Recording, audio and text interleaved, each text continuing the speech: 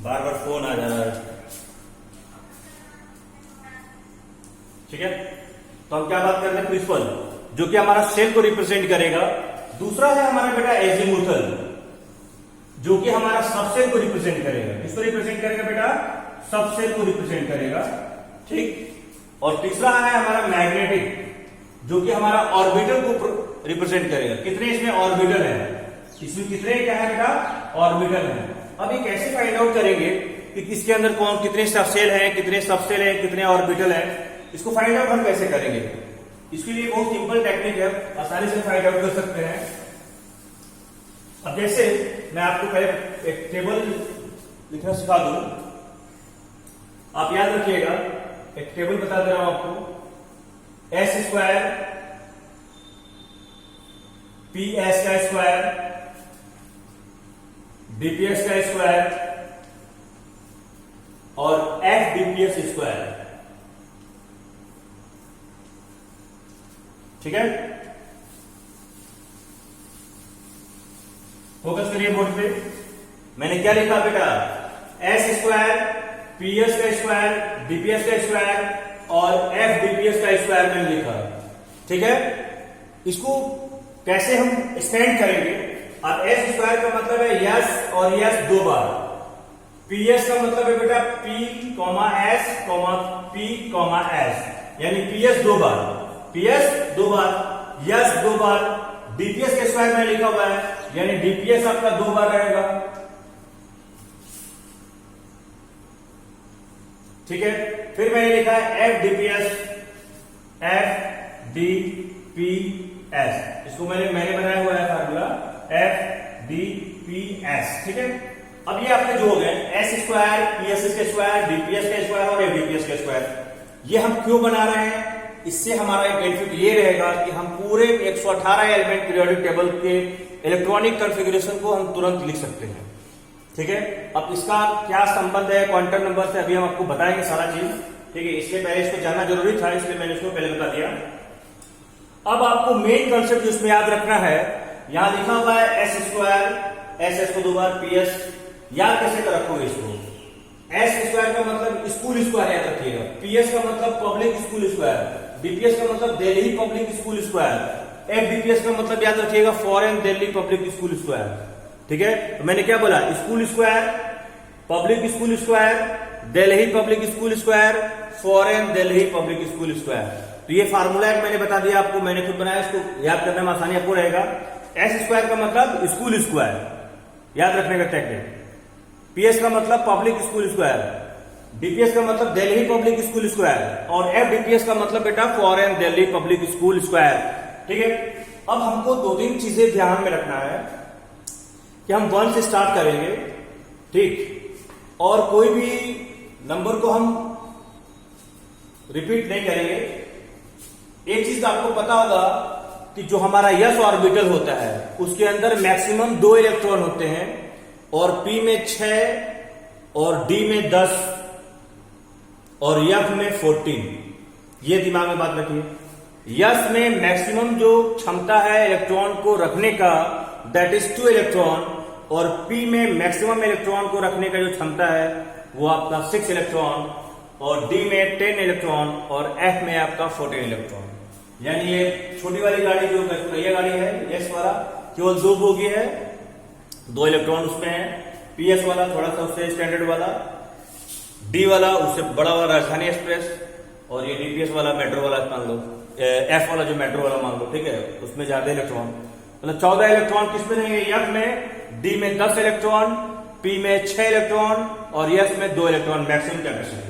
तो पहले हम जो भी इलेक्ट्रॉन है उसको पुट अप कर देते हैं। 2 2 6 2 6 2 10 6 2 10 6 2 14 10 6 2 14 10 6 2। ठीक है, अब देखिए आपको काउंट करिए कितने इलेक्ट्रॉन को हम लोग मतलब इलेक्ट्रॉनिक कॉन्फ़िगरेशन है। 2 + 2 4 4 + 6 10 10 + 2 12 16 18 18 + 2 20 20 + 10 30 30 + 6 36 36 + 2 38 48 54 56 70, 80, 86, 88 प्लस 14 102 प्लस मतलब हो गया आपका 118 दिन। ठीक है, अब हम उसको कैसे लिखेंगे? ये तो हमारा मैंने टॉप पे ये लिख दिया कि इसका मैक्सिमम एक कैपेसिटी है इलेक्ट्रॉन का, तो ये ध्यान में आपको रखना है कि यस का मैक्सिमम इलेक्ट्रॉन 2 होता है, पी का 6 और डी का 10 होता है। ठीक है,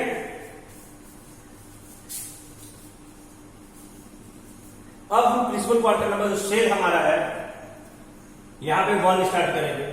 अब देखो 1 यस मैंने लिख दिया, लेकिन फिर दोबारा यस के बाद यस आ रहा है, तो जो 1 यहां पे लिख दिया है तो अब दोबारा यहां पे 1 नहीं लिखेंगे। अब यस तो फिर से सेम यस आ गया, तो 1 के बाद क्या आएगा बेटा? 2 आएगा बेटा। यहां पे है पी। अब पहला सेल में हमारा जो आया 1 यस आया। अब यहां हम दूसरे सेल में पहुंच चुके हैं, दूसरे सेल में हम बेटा यहां पे पहुंच चुके हैं, तो अब 1 वाला हमारा नहीं आएगा। फिर यहां पे क्या होगा? 2। ठीक, अब भी 2 यस हो गया, 2 पी हो गया। अब फिर से यस आ गया, लेकिन हम 1 यस लिख चुके हैं, 2 यस लिख चुके हैं, तब 2 के बाद क्या आएगा? 3 आएगा, 3 यस। अब यहां 2 पी मैं लिख चुका हूं, तो यहां 2 तो लिखूंगा नहीं, क्या लिखूंगा? 3 पी। यहां 3 यस लिख चुका हूं, तो 3 के बाद क्या आएगा? 4 आएगा, 4 यस। अब 2 वाला खत्म हो गया काम, 3 वाला। अब यहां पे क्या है? 3 में डी भी आता है, यहां क्या हो गया? 3D। तो पहला जो सेल होता है उसमें केवल यस आता है। फर्स्ट सेल में बेटा केवल यस आता है। दूसरे सेल में बेटा यस और पी दोनों आते हैं। तीसरे सेल में यस, पी और डी तीनों आते हैं। और चौथे सेल में बेटा यस भी आता है, पी भी आता है, डी भी आता है और एफ भी आता है। और पांचवा सेल में बेटा सेम यस, पी, डी और एफ। ठीक है, अब यहां पे 3D आ गया, तो तीसरे वाले सेल में क्या है? यस भी आएगा, पी भी आएगा और डी भी आएगा। तो देखो 3s हम लोग लिख चुके हैं, 3p हम लोग लिख चुके हैं, तो अब इस डी आ गया, तो 2 में तो केवल यस और पी है, डी नहीं होता है। 3 में डी होता है, तो 3 में यहां 3D लिख दिया। अब आ गया फिर से पी, तो 3p ऑलरेडी हम लोग लिख चुके हैं, तो यहां क्या लिखेंगे बेटा? 4p। क्या लिखेंगे बेटा? 4p। ये थोड़ा नया चीज पढ़ रहे हो आप, ठीक है? कभी आप ये चीज 10th में या 9th में नहीं पढ़े हो, इसलिए थोड़ा सा आपको कम समझ में आ रहा होगा, लेकिन समझने की कोशिश करिए। ये एकदम नया चीज है आप लोग के लिए, लेकिन एक बार आ जाएगा करने तो आसान हो जाएगा। फिर ये 2p हो गया, ये 3p है ऑलरेडी, 3p के बाद क्या आएगा बेटा? 4p। नहीं आएगा फिर से रिपीट करके फिर समझाऊंगा, परेशान अभी। 3p हो गया, 4p। अब बेटा यहां पे 4 यस है, 4 यस के बाद यहां क्या आएगा? 5 यस। यहां पे क्या है बेटा? डी है। अब 3D आ चुका है, तो अब यहां पे क्या आएगा? 4D। यहां 4p आ चुका है, तो यहां पे क्या आएगा? 5p। यहां पे 5 यस आ चुका है, तो क्या आएगा? 6 यस। अब यफ आ गया, 3 वाले में केवल यस, पी और डी है, 4 वाले में यफ है, तो यफ का शुरुआत कहां से होगा? 4 से। यफ का शुरुआत कहां से होगा बेटा? 4 से। अब फिर यफ के बाद डी आ गया। अब डी देखो कहां तक लिखे हो? 3 तक लिखे हो डी, तो यहां पे क्या होगा? 4D। पी आ गया, 5p तक लिखे हो, तो यहां पे क्या होगा? 6p। यस है, 6 यस लिखे हो, तो यहां पे क्या लिखोगे? 7 यस। यहां 4 यस लिख चुके हो, तो यहां पे क्या लिखोगे? 5f। यहां 4D लिख चुके हो, तो यहां पे क्या लिखोगे? 5d। यहां 6p लिख चुके हो, तो क्या लिखोगे? 7p। ठीक है, 8s नहीं होता है, तो आपका यहां तक जाएगा आपका पूरा ये। ठीक है, अब आते हैं हम लोग क्वांटम से बात करेंगे। ठीक है, इसको नोट कर लीजिए पहले, आप इसको नोट करिए।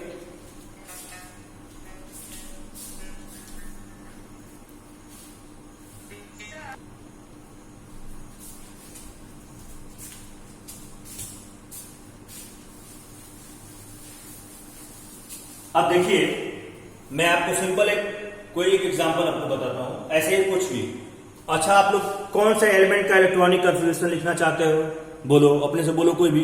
एटॉमिक नंबर 70, 72, 75, 80, 85, 86, जो भी 60, 65, किसका लिखना चाहते हो? 29 का। ठीक है, 29 का ये। ठीक है, 29 का आप लिखना चाहते हो, ठीक है।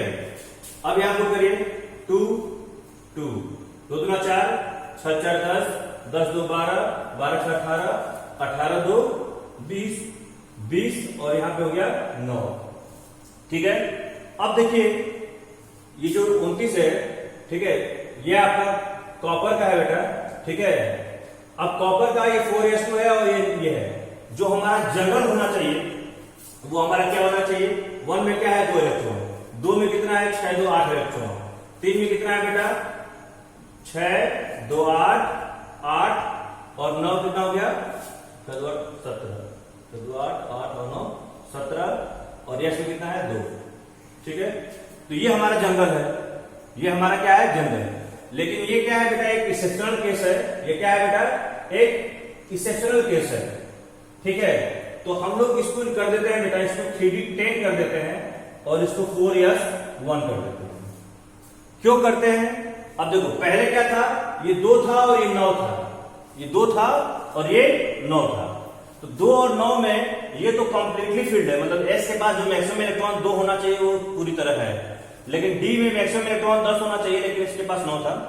तो ये तो स्टेबल था पर ये स्टेबल नहीं था। लेकिन अगर हम ये दोनों आपस में समझौता करके, समझौता इसलिए कर पा रहे हैं क्योंकि दोनों का एनर्जी एकदम क्लोज में है, मतलब है तो ज्यादा इसका लेकिन थोड़ा सा क्लोज में है। ये नहीं इसके साथ आप इसके साथ कंपेयर नहीं कर सकते, ये दोनों आपस में क्या है क्लोज में है, तो दोनों की एनर्जी नियरली क्या है सेम के बराबर है। तो ये क्या करेगा, एक इलेक्ट्रॉन कहेगा तू यार एक इलेक्ट्रॉन मेरे को दे दे, मैं 9 हूं, मैं 10 हो जाऊंगा तो कंप्लीटली फील्ड हो जाऊंगा, और तो तुम्हारे पास 2 है, तुम अपना एक इलेक्ट्रॉन मेरे को 2 भी दोगे तो भी तुम हाफ फील्ड रहोगे, तो भी तुम स्टेबल रहोगे, ठीक है।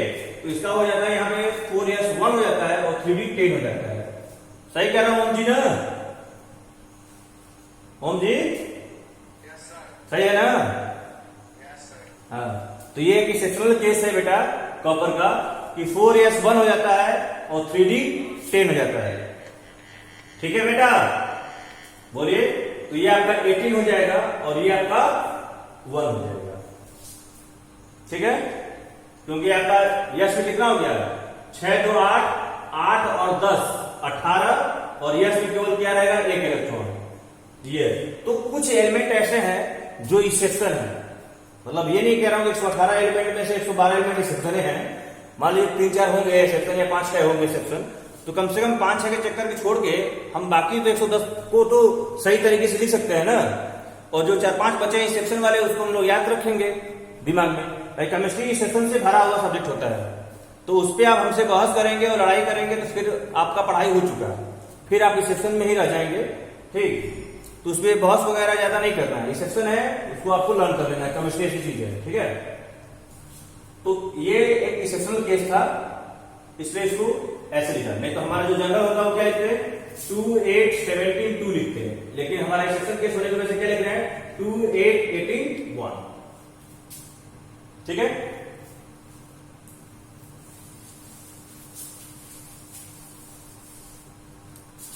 अब हम आते हैं क्वांटम पे बात कर रहे थे। अब आपसे मैं पूछ लूं कि n इक्वल टू 4 दिया हुआ है, तो सेल कौन सा है बेटा 4 सेल है, सेल कौन सा है बेटा 4 सेल है। अब मैं आपसे पूछ लूं कि n इक्वल टू 4 है तो नंबर ऑफ इलेक्ट्रॉन कितना होगा, नंबर ऑफ इलेक्ट्रॉन कितना होगा, ठीक है, नंबर ऑफ इलेक्ट्रॉन कितने होंगे। तो आपका सेल बता दिया इसमें कि 4 सेल में, तो 4 सेल में क्या क्या चीज होता है, यस होता है, पी होता है, डी होता है, एफ होता है, ये 4 चीज होते हैं बेटा। तो 4 के 4 चीज होंगे, 4s भी हो सकता है, 4p भी हो सकता है, 4d भी हो सकता है और 4f भी हो सकता है। तो आपसे क्वेश्चन पूछा हुआ है कि n equal to 4 find the number of electron, तो यस पे 2 इलेक्ट्रॉन, पी पे 6 इलेक्ट्रॉन, डी पे 10 इलेक्ट्रॉन और एफ पे 14 इलेक्ट्रॉन, तो टोटल इलेक्ट्रॉन कितना हो गया 32 इलेक्ट्रॉन। कितना इलेक्ट्रॉन हो गया बेटा 32 इलेक्ट्रॉन, ठीक है। बिना फार्मूले का आंसर आ गया, टोटल इलेक्ट्रॉन 4 सेल में कितना इलेक्ट्रॉन होगा, अगर दिया हुआ है n equal to 4 find the number of electron, find the number of electron, तो आपका आंसर क्या होगा बेटा 32। क्लियर हुआ बेटा? फार्मूला है एक बेटा 2 इंटू एन इंटू एन, यानी 2n स्क्वायर होता है फार्मूला नंबर ऑफ इलेक्ट्रॉन के लिए। n इक्वल टू 4 दिया हुआ है तो 2 इंटू 4 इंटू 4, तो चलो 16 दूनी 32। ठीक है, तो एक फार्मूला आपका इलेक्ट्रॉन निकालने के लिए ये होता है 2n स्क्वायर, और ऑर्बिटल निकालने के लिए होता है n square. Number of orbital equal to n square और number of electron equal to 2n square. लेकिन ये फार्मूला एप्लीकेबल तब होगा जब आपको एजिमुथल क्वांटम नंबर उसमें इंसर्ट नहीं किया जाएगा, सिर्फ सीधे सीधे प्रिंसिपल क्वांटम नंबर दिया है और आपसे नंबर ऑफ इलेक्ट्रॉन और नंबर ऑफ ऑर्बिटल पूछ रहा है, तब के लिए आपका फार्मूला एप्लीकेबल होगा। ठीक है, लेकिन अगर उसी में आपसे प्रिंसिपल क्वांटम नंबर भी ऐड कर दिया है तब आपको प्रॉब्लम होने स्टार्ट हो जाएगा। ठीक है, समझ में आया बात? तो अभी हम लोग बात कर रहे थे प्रिंसिपल क्वांटम नंबर पे। ठीक, अब हम आते हैं बेटा azimuthal quantum number. Azimuthal quantum number को हम लोग एल से रिप्रेजेंट करेंगे, नोट में दिया हुआ है मैंने एल से। और एजीमुथल क्वांटम नंबर का वैल्यू जो होता है वो होता है बेटा n माइनस 1। ठीक है, ये भी फार्मूला में याद नहीं करना है, फार्मूला पे ज्यादा फोकस नहीं करना है। ठीक है, मान लीजिए n माइनस 1 लिखा हुआ है, हम ये याद रखें एजीमुथल क्वांटम नंबर l जो कि 0 1 2 3 4 ये सब होता है। ठीक है, अब आपको ये ध्यान रखना है कि एजीमुथल क्वांटम नंबर जो 0 1 2 3 और 4 है, तो 0 रिप्रेजेंट करता है यस को,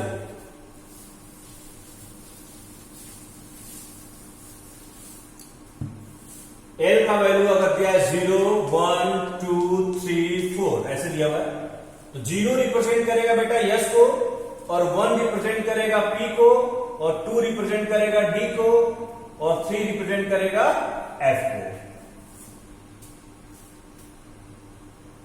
समझ गए बेटा?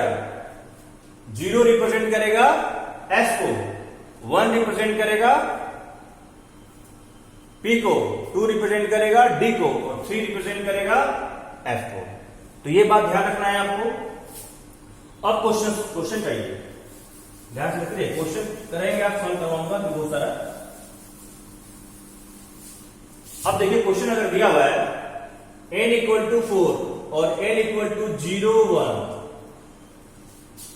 क्वेश्चन दिया है n equal to 4 n equal to 0 1, find the number of electron, find the number of electron. ठीक है बेटा, तो अगर वो वाला फार्मूला लगा दोगे 2n स्क्वायर वाला, तो आंसर आ जाएगा 32, जो कि गलत है, क्योंकि यहां पे n इक्वल टू 4 और n इक्वल टू 0 1 दे दिया है। तो n इक्वल टू 4 के लिए तो मतलब हो गया 4s 4p 4d और 4f, ये मतलब हो गया। लेकिन 0 और 1 एजीमुथल क्वांटम नंबर दिया है केवल 0 और 1 वाले, तो 0 वाला ये हो गया, तो s के लिए 0 है, और 1 वाला के लिए क्या है, p है, ये वाला। ठीक, यानी इन दोनों से कोई मतलब नहीं, इन दोनों से कोई मतलब नहीं, तो केवल हमारा इससे मतलब रह गया। तो इस पे 2 इलेक्ट्रॉन होता है, इस पे 6 इलेक्ट्रॉन, तो टोटल हमारा इलेक्ट्रॉन कितना हो गया 8। टोटल हमारा इलेक्ट्रॉन कितना हो गया बेटा 8, और ऑर्बिटल कितना हो गया, जितना इलेक्ट्रॉन रहेगा उसका आप आधा कर दीजिएगा ऑर्बिटल के लिए। तो जितना आपका इलेक्ट्रॉन आएगा उसका आधा कितना होगा, ये 8 इलेक्ट्रॉन है, तो उसका ऑर्बिटल कितना होगा 4। ऑर्बिटल का मतलब यह है कि जिसमें इलेक्ट्रॉन ऑक्युपाई रहता है। जैसे मान लीजिए एक ऑर्बिटल में 2 ही इलेक्ट्रॉन रहते हैं बेटा, एक ऑर्बिटल में 2 इलेक्ट्रॉन का कैपेसिटी होता है, और दोनों ही इलेक्ट्रॉन का जो डायरेक्शन होता है वो बेटा अपोजिट होता है। एक अगर क्लॉकवाइज मूव कर रहा है तो दूसरा एंटी क्लॉकवाइज मूव कर रहा है। 2 इलेक्ट्रॉन होते हैं, उसमें से भी एक इलेक्ट्रॉन क्लॉकवाइज और दूसरा इलेक्ट्रॉन बेटा एंटी क्लॉकवाइज मूव करता रहता है। ठीक है, अब तीसरा क्वेश्चन में दूं, कोई क्वेश्चन और, n इक्वल टू मान लो मैंने दे दिया 4 अगेन, ओके, और n इक्वल टू मैंने दे दिया 2 और 3। बताइए नंबर ऑफ इलेक्ट्रॉन कितना होगा। तो 2 और 3 किसके लिए होगा, डी के लिए 2D के लिए होगा और ये F के लिए होगा, यानी 4D और 4F की बात कर रहा है, यानी 4S और 4P की बात नहीं कर रहा है। यानी इसमें इलेक्ट्रॉन कितना हो जाएगा, 10 + 14 कितना हो गया, 24। कितना हो गया बेटा, 24। 24। ऑर्बिटल कितना हो गया बेटा, 12। ऑर्बिटल कितना हो गया, 12। ठीक है, तो ये रहा हमारा बेटा क्या चीज, सबसे बताने दिए एजीमुथल क्वांटम नंबर। ठीक, अब तीसरा हमारा बेटा आता है that is magnetic quantum number. तीसरा हमारा क्या आता है बेटा, मैग्नेटिक क्वांटम नंबर। अब देखिए मैग्नेटिक क्वांटम नंबर जो कि रिप्रेजेंट करेगा ऑर्बिटल को। अब एल एजीमुथल क्वांटम नंबर था जो कि 0, 1, 2, 3 ऐसे हो रहा था। तो मैग्नेटिक क्वांटम नंबर को हम लोग रिप्रेजेंट करते हैं ml, ऐसे रिप्रेजेंट करते हैं, m और छोटा सा l। ठीक है, अब 0 के लिए जो मैग्नेटिक क्वांटम नंबर होगा वो 0 होगा। ठीक है, 1 के लिए जो मैग्नेटिक क्वांटम नंबर होगा वो आपका 0 होगा, -1 होगा और 1 होगा।